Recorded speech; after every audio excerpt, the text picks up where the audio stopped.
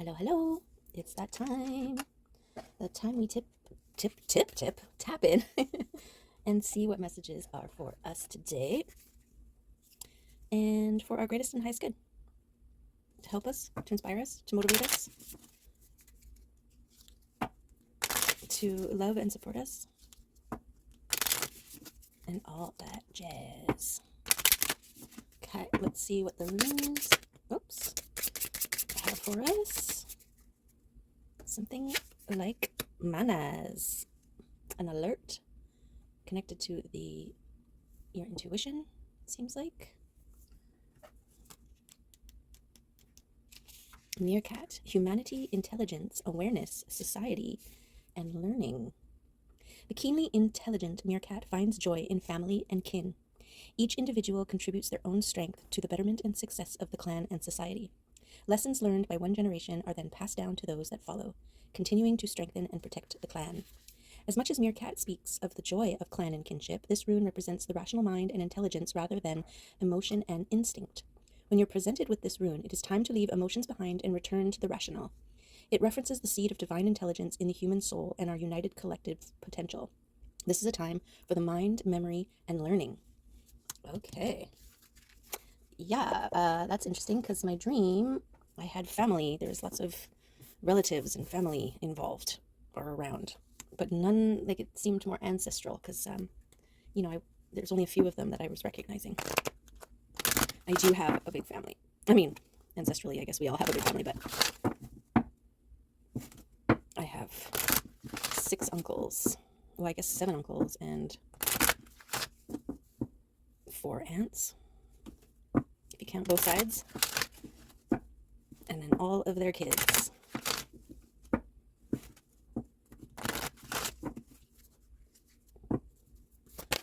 Okay.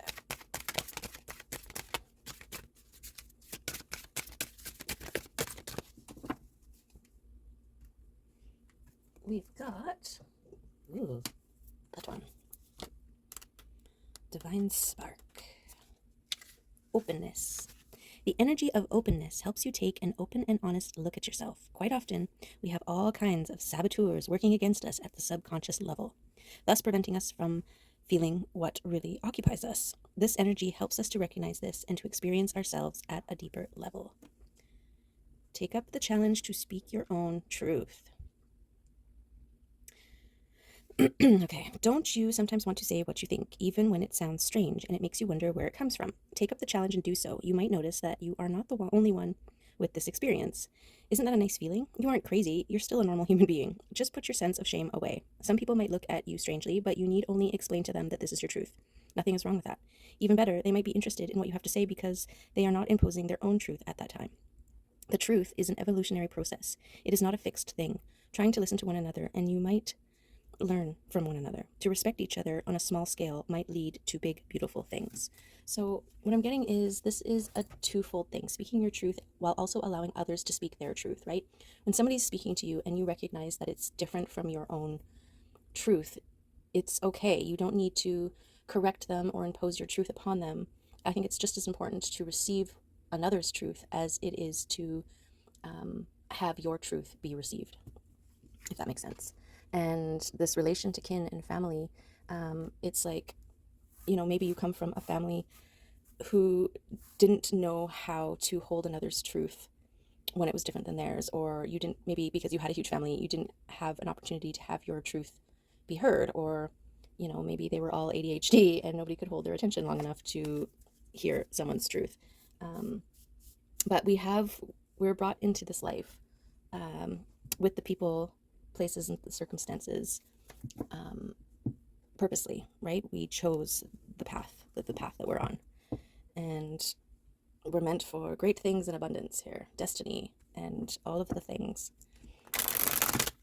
And so recognizing and seeing the patterns, seeing the missed opportunities, and reintegrating or processing those things. This is a perfect time right now to really allow all the things that are coming up to come up and sit on the table for you to look at, examine, recognize, and understand. And, if family stuff is coming up, maybe look at it and consider, okay, where and when were there times where I felt like I had a truth to speak and either didn't or wasn't heard or received or whatever, right? We can process a lot of things without needing the people who were actually involved to be present. Just by revisiting it in our minds and replaying it, it's like splicing film. You're just like, you run how it went, and then you take out the part that, left you feeling a certain way, unheard, unappreciated, unloved, whatever. You pull that out and you replace it with how you needed it to be, and then play that reel. And that can be a beautiful, beautiful thing, energetically. Okay, let's see what comes up here for us in this reading. This card, that card.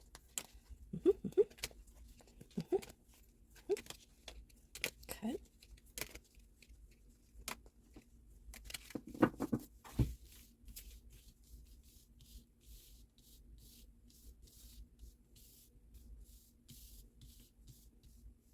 Okay.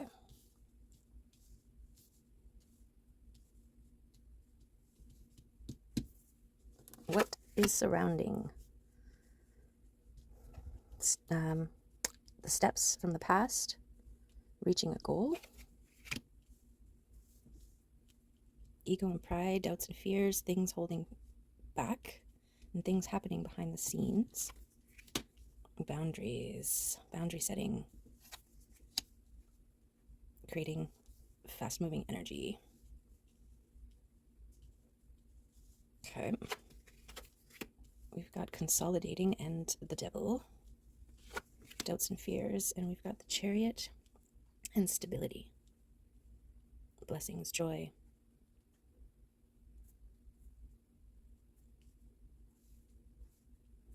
Okay, so I am getting, this may be a snapshot of your childhood. Okay, this is family and speaking your truth. So these are like memories of the past and revisiting them. Okay, rewriting that, creating a fast-moving energy. This is about releasing and letting go, right? Taking these cups away so that you're focusing more on these other cups here. And we've got reaching a goal, doubts and fears, and pride and ego. A lot of the times that's exactly what keeps us from speaking our truth, and also keeps others from being able to hear the truth of another, right? Doubts and fears, pride and ego. And creating stable boundaries. Okay. And that creating energy, like we've got this fence here, this boundary line, literally transforming into this energy, which is great. So sometimes we might have to create boundaries around our family dynamics, and that is a really hard thing to do because it's like our life, right? What we got here? We've got the justice and balancing, and the King of Pentacles and the people. So this is focusing on your material realm and kind of pulling away from the people a little bit here.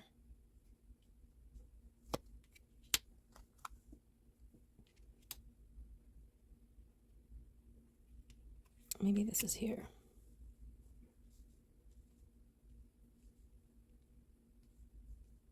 It's okay to love people from afar.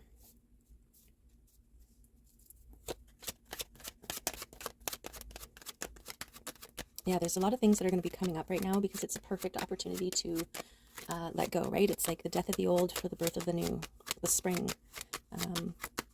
Also, like with Jesus and the resurrection, it's like things coming to the surface to be dealt with. Okay, going within to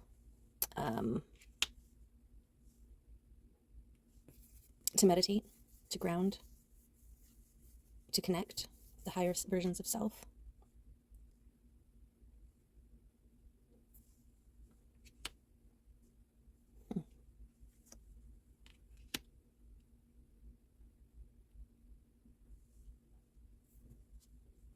This is like the going within, turning away from the crowd, the noise, the expectations of others, right? The emotional wounds or hurts or missed opportunities here. And the recalibrating, the consolidating of your energy through meditation, contributing to this fast-moving energy and balancing your justice here. The putting up or getting back what you put out here, right? By claiming peace for yourself, you will receive peace in return, kind of thing. Like if we've got combative or confrontational people in our life, or really defensive people in our lives, and we're coming up against them on a regular basis, you know, it's just this, right? It's counterproductive. It's stopping from either going in any direction, right? And the minute you pull away and you focus in on you and your peace, they've got nothing to come up against. And so now they're moving in whatever direction they is part of their path, and it's got nothing to do with you, right? People can't, well, I guess people do fight against themselves, but yeah, you're removing yourself from the equation by choosing you and your peace over the conflict. And that is a test of the pride and ego, right? Pride and ego really wants you to defend yourself and to be right. And when you release that, when you let go of that need, well, several things happen. You get closer to peace, and you also demonstrate another way. You know, a lot of times in family dynamics, we're carrying like what we were modeled when we were growing up, has been modeled when they were growing up, has been modeled when they were growing up. Like it's this ancestral patterns that get passed on through each generation. And by doing this, by recognizing this pattern, even in the face of just thinking of yourself, like, I never feel heard when I'm speaking my truth, right? Well, you can bet that that is something that every single person in your family also feels, whether they recognize it or not. And a lot of the times, this arguing, this yelling, and this talking over each other is an attempt for that exact thing, to be heard, to be understood, and to have their truth be, I don't know, even accepted. So this is the curse breakers of the family, right? You're the ones, the curses are these patterns that you recognize and refuse. I'm no longer going to play that role. I'm no longer going to respond that way. I'm no longer going to engage in that type of behavior. This is a stepping away from those old patterns of lack. This is a choosing to move towards your holy center versus moving further away from it. Okay, this is you actively choosing the world that you want to exist in. And it's your destiny to do so. It's your destiny to create that for yourself. To forge that, no, to pioneer, to choose the path less traveled.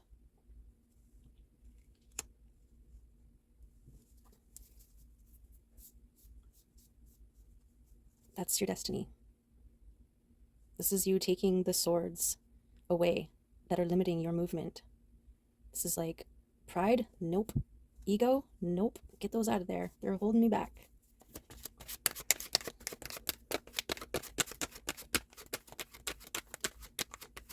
I'm also getting reaching your goal and doubts and fears and stability and abundance. You know, there could be some patterns of resistance within your family line towards stability and abundance and reaching goals and all that kind of stuff. So this is about you also overcoming that. Okay, this is about you becoming the star that you wish upon.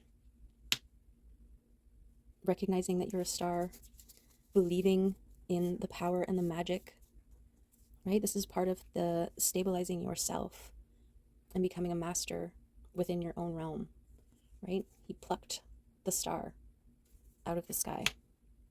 I'm also getting like a younger version, so really going back to your childhood and recognizing all those things that were kind of put down or laughed at or discouraged by family members or whatever that really made your heart sing, that you were really excited about, that you felt magic towards, and because of how it was received, it kind of got tucked away or trampled upon. And go and revisit those moments and, pick those things back up, re-examine them, look at them again, and go back to the you that you were at that time, right? Do the splicing.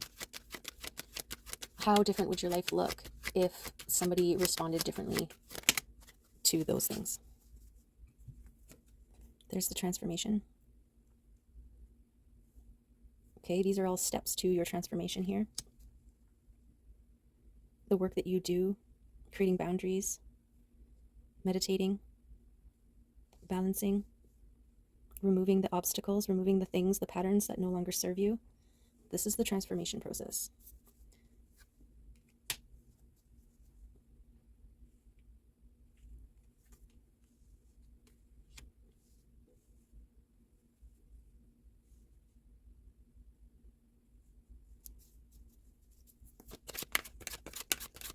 Energetic boundaries, very important during this time. This is the Two of Cups. This is expansion and love and overflowing. This is the coming together. This is union. This is balance. Internally first, and then externally. I'm going to put that over here, but it may be there. Ego and pride can also keep us from loving, overflowing relationships within ourselves and with others. And so by doing this work, by removing the blocks, by creating the boundaries, by meditating, going within and strengthening your standing, your position, in balance with your inner child and the magic and awareness of your starhood. That's what's going to bring, that's the love. Okay. There's also love happening behind the scenes here. Faith and trusting and coming in, and energetic boundaries around anything that can keep you from this. Seeing from a place of love, moving from a place of love, but it has to start with you first. Always has to. There's a connection with your intuition.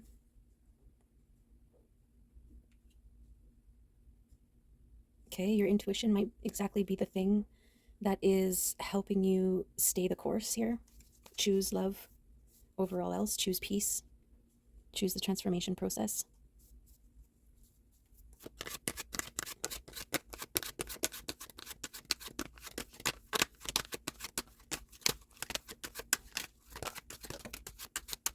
There we've got some active mind. This is a lot of things to say, a lot of opportunities to speak, a lot of things going on in the mind here. And then we've got fast, passionate movement, communication.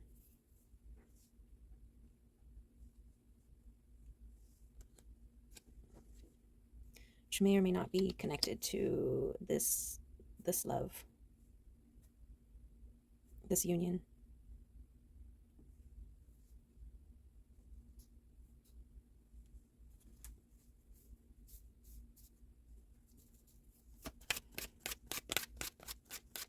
Yeah, generational curse breakers. They are healing more than just themselves. Everything that you overcome, every pattern that you break and dissolve, you are healing that pattern all the way down the line. And every one of your ancestors is like cheering you on, and because now that they're in the astral realm, looking back, they're like, oh, I see where I shoulda, coulda, woulda, but didn't.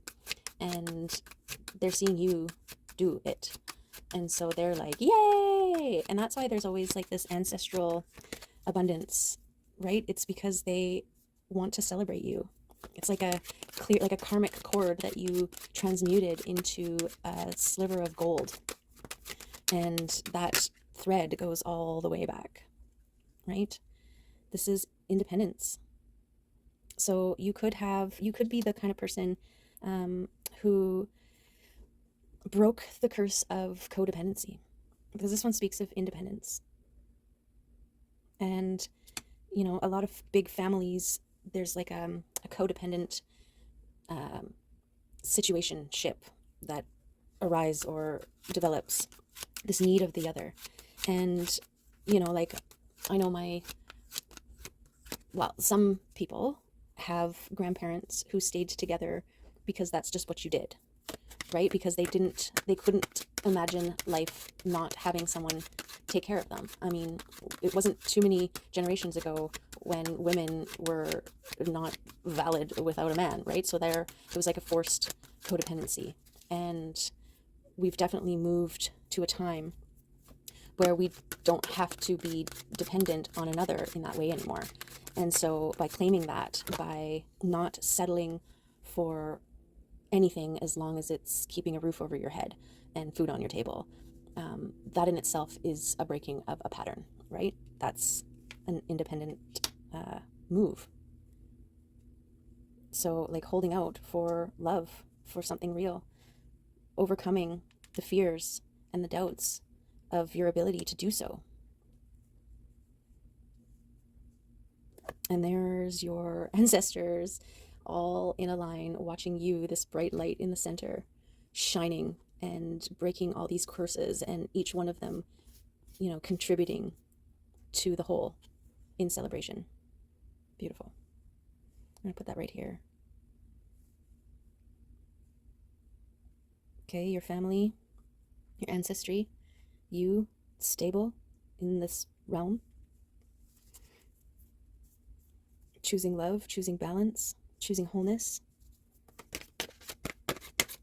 choosing independence over codependence, not settling. I mean, yes, there's a lot of settlers in the past in our ancestry, right? Overcoming that, that's a huge deal. Coming out of your guardedness. This one's speaking to me of the need to build defenses, to have a defensive system, and inadvertently blocking everything out, right? If I have this fortress of solitude that is completely impenetrable, then nobody can hurt me, but nobody can also love you, right? And so this is speaking to me about coming out of that, still maintaining, your safe boundaries, speaking your truth, recognizing what your needs are, but still being somewhat accessible, to love, being loved. That is another thing, right? People will settle for something safe, and in codependency create like a boundary or a defense line of codependency. I will stay with this person because I know that they would never leave me, and I like them well enough. That's not choosing love. That's still a codependent pattern.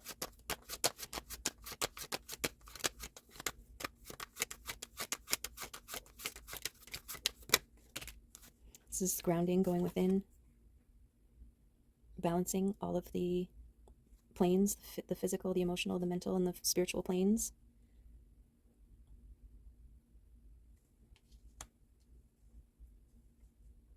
This balance of the four with the Four of Wands here. The joy, the stability. That's the thing. When you are stable within, you call towards you others who are also stable. It is possible to be an overflowing cup, open, receiving, overflowing, and nurturing, while also remaining protected and safe. We attract what we are, right? Our circumstances mirror, our external mirrors our internal. And so even just frequency wise, like holding the frequency of love, you will draw in love.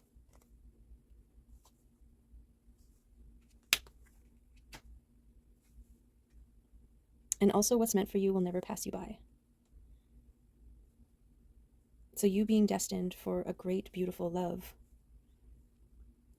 there's nothing you have to worry about, when, where, how, who, all of those things.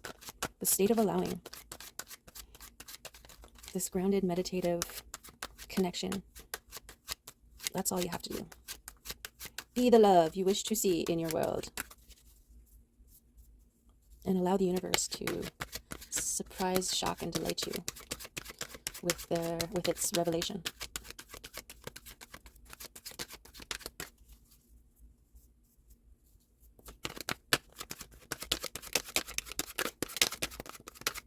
Okay. Go through one more time on this deck.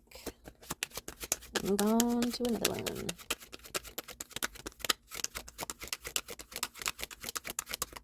Okay. These cards have spoken. Let's go to the Wild One cards.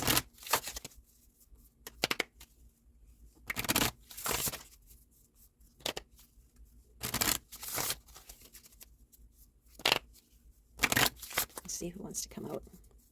Add or confirm this reading.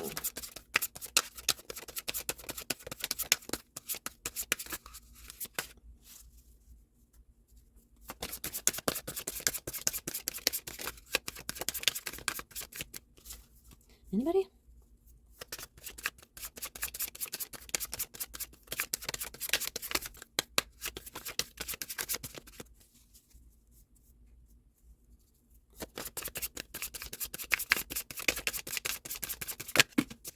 That's too many. We've got brilliance, instinct, passion, truth, heartbeat, dare, and grace. Okay. So your brilliance, the light that you shine, is like the sun. You have no idea what it touches and how your light inspires, nurtures, motivates. You just don't know, which is why it's so important just to shine the brightest that you can and allow the rays to penetrate, lovingly, however and whoever they need to.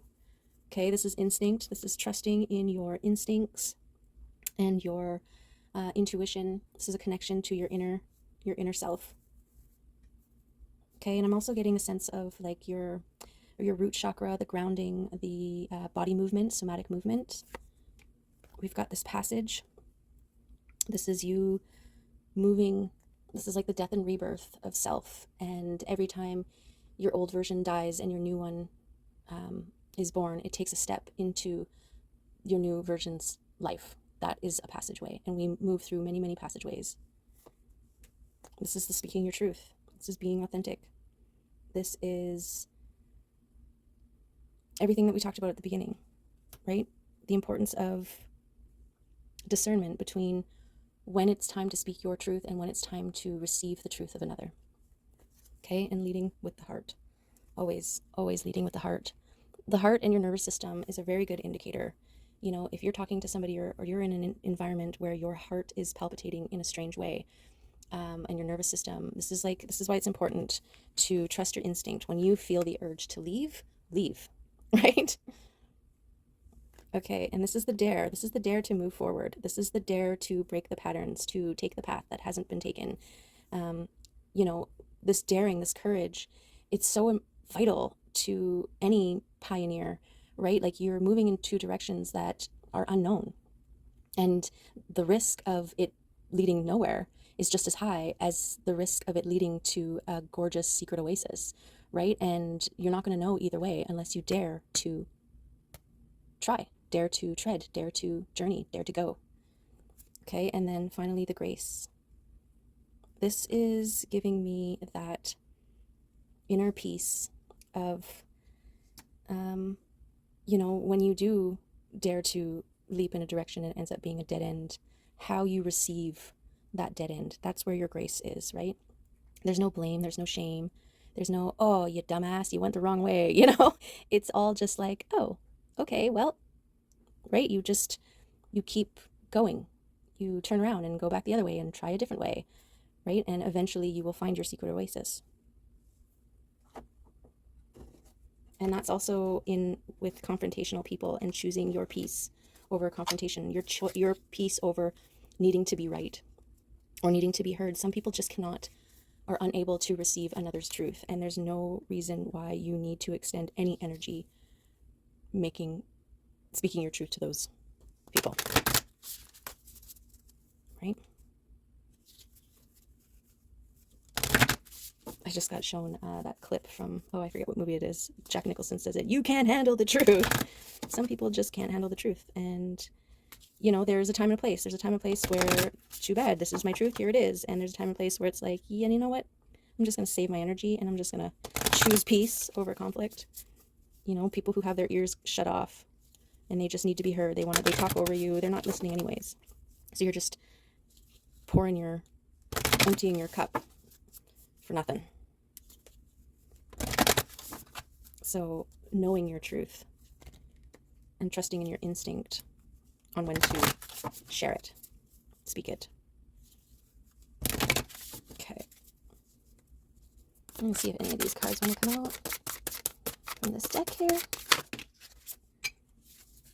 Grace. Grace fell on grace. Okay, so that is the key. That's the takeaway of how you move through your family dynamics, especially if it's not so easy to, you know, step out and be your own independence, like solitary, where you still have to live with people, you still have to interact with people. Grace is your answer. Grace is your key. How you respond or not, right? Not responding is a response.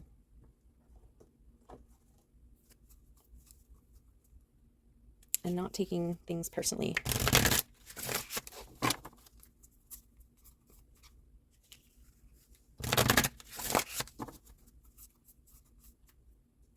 It's amazing what you can witness as well when you're in that state of non-responding, of grace. You really see the other person, you know, and their wounds and their patterns and it actually allows for a little bit more compassion towards them and a little more patience. You know, it's like a kid who gets frustrated because they feel like they're not being understood because they haven't quite learned the words to communicate their needs, and so they throw a temper tantrum. You know, you don't take it personally. You're just like, okay, you're in the middle of that. Why don't you just go off in the corner there, get it all out, and when you're done, we can move on. That's actually a great example because, you know, a lot of the times parents are embarrassed or they've got that pride and ego thing, right? The fear of being seen or judged or whatever. And so they come up against the tantrumer and it ends up turning into something way bigger and out of control. And yeah, my kid learned really quick that I didn't care what anybody else thought. So you're not going to use that to manipulate me at all. And he was like, dang it. Yeah, because kids learn that really quick too. Oh, you give in when others are around? Excellent. Okay, we got a 55. Fives are change. What's this guy got to say? The soul shrinker. Okay. Cruelty, malice, gossip, curses, destruction, and blessings. That's a crazy combination. Okay, the distasteful task of the soul shrinker is to observe what we say to and about others, especially the mean, nasty, and unnecessarily critical things. By observing our behavior this way, he reflects it back to us, making us more aware of it. Interesting. There are two important things about malicious gossip, unnecessary criticism, verbal cruelty, sarcasm, and scoring off of others. One is that it demeans the speaker, makes him less, makes his aura darker, and encourages the behavior as a habit, continually eroding the brightness and potential goodness of the speaker. The other important thing is that this is a way that we actually curse others. Okay, this is sort of speaking towards what I was just saying about choosing grace over confrontation, right? When you get caught up into it, you end up saying things and behaving in ways, right, that kind of validates the other person's behavior towards you. And so when you don't, then it's all just coming out of them. And suddenly you're holding up a mirror because you're not responding it. So they can't be like, well, you were exactly just like me, so you're no better than me, right? Kind of thing. And it's not about being better. It's just choosing something different, right? Okay, if we choose not to accept it, here we go, then all of the energy boomerangs back to the sender, who then gets a well-deserved double dose. Once, long ago, the soul shrinker was very beautiful, but listening to and witnessing all of his human ugliness has rubbed off on his appearance, like that of a lovely frog in a polluted pond, with his skin raw and forming hideous growths.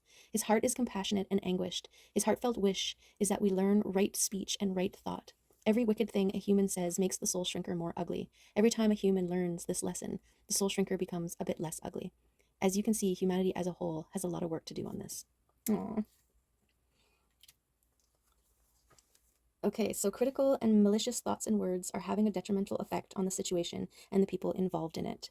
Okay, so going back to the family and speaking your truth um, from the heart, this could be one of the patterns, right? Like it's like a verbal abuse, home upbringing, which is also why grace came in twice here. This is that breaking of that curse, no longer engaging in that behavior and healing yourself because of it. Steps need to be taken to banish this curse energy through love and compassion, or at the very least through forgiveness and a refusal to accept the curse into oneself. Understanding the implications of this and transforming the behavior and feelings involved is a major and often very difficult step in human spiritual development. One of the things usually involved here is taking responsibility for ourselves and our own feelings rather than blaming others for the way we are. Another part of this process is to learn to be compassionate towards ourselves. If we can do that, it is much easier not to be horrible to and about others. This doesn't mean that we are supposed to be all sweetness and light all the time. Constructive criticism, given compassionately, is a part of being real, and reality is a good thing to be in touch with. Okay, so that's a beautiful confirmation and a clarifying of what's going on here in the past, the family dynamics, and you choosing a different path. Okay, like in my family, sarcasm has always been a huge thing, and because I'm autistic, it always hit different. First of all, a lot of the times I didn't recognize it, and then so there was an additional like humiliation and teasing on top of it because I was always the gullible one, or just didn't get the jokes or whatever, right? And so they're like all these hits from all these different angles, under the guise of like joking, but it's also like dismissive and invalidating, and like these little digs of hurt and shame masked, right? Like it's weird. And so stepping away and choosing not to, right? Like I saw my son and I saw him, and he had this face that I recognized as my own. And, right away, him and I had this conversation about sincerity versus sarcasm and the time and the place and when and the ability to and all this stuff. But like sincerity is the language of the heart. This is what we need to rely on. It's hard enough to communicate to another our thoughts, our feelings, and to receive. And then you have this like sarcasm and all this stuff on top. And now I have to decipher and be able to tell when and where and what you actually are trying to say. Like, it's just like, no, just speak the truth. Just speak lovingly. And so if you have done this in your life, yay, your ancestors are celebrating the heck out of you. Okay. And maintain this course of love, and your rippling, your radiance, your brilliance is shining out for all to see. It's having an effect, whether you're aware of it or not.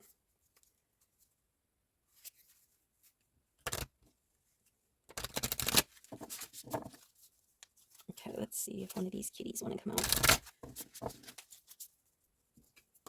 Oh, that was quick. I feel like that guy came out already. Okay, guys. What's this one? Freedom! Meet Lucy. She is awake even in her dreams. One of her favorite things to do is to fly in a lucid dream. It is the most natural, free, and expansive feeling. You can go to outer space, imaginary lands, deep under the sea, to the top of Mount Everest, even through the earth itself, propelled simply by the power of your mind and your will. This little kitty is calling you to embrace that unbound freedom of flight and dreams. What is your wildest dream, your craziest, most heart-expanding, joy-filled plan A? If you were completely free, what would you do? And this is bringing me to this this card here. This return to your inner child and the magic the things that you wished upon when you were younger, right? And you might have like voiced it to somebody in your family and they just went, yeah, right, or nobody can do that, or, you know, discouraging words at the wrong moment can really carry a lot of weight. So that's a nice little confirmation there.